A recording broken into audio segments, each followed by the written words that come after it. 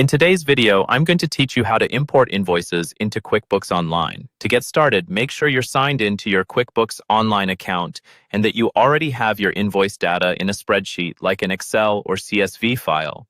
Ideally, your spreadsheet should have clear column headers such as customer name, invoice date, invoice number, amount, and any other details you need. Having your file organized up front will make the import process much smoother. From your QuickBooks dashboard, look for the gear icon, which is your settings menu. Click that and then choose Import Data. This is where QuickBooks lets you bring in different types of information. On the list of available transaction types, select Invoices. This tells QuickBooks that the file you're about to upload contains invoice data specifically, not customers or products.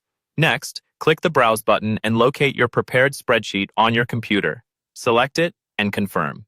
On this screen, you may see a few options, like checkboxes for adding new customers that don't already exist in QuickBooks. If your spreadsheet includes customers that haven't been set up yet, turning that option on can save you a lot of time because QuickBooks will create those customer profiles automatically during the import. Once your file is selected and your options are set, click Next.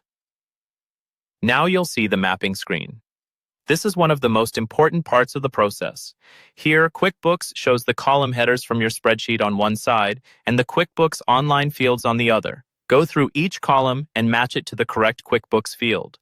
For example, map your invoice date column to the invoice date field, customer to the customer field, and so on. If you have a column in your spreadsheet that doesn't belong anywhere in QuickBooks, select Not Applicable so it's ignored.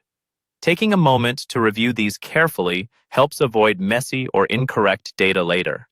When you're happy with the mapping, click Next again to review the import. QuickBooks will display a preview of what's about to be brought in. Check that the customers, dates, and amounts look right.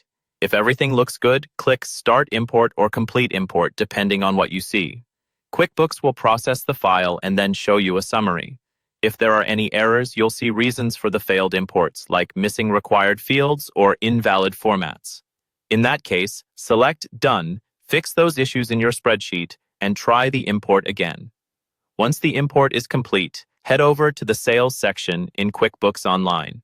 There you can review your newly imported invoices to confirm that they all came in correctly and are ready for your records.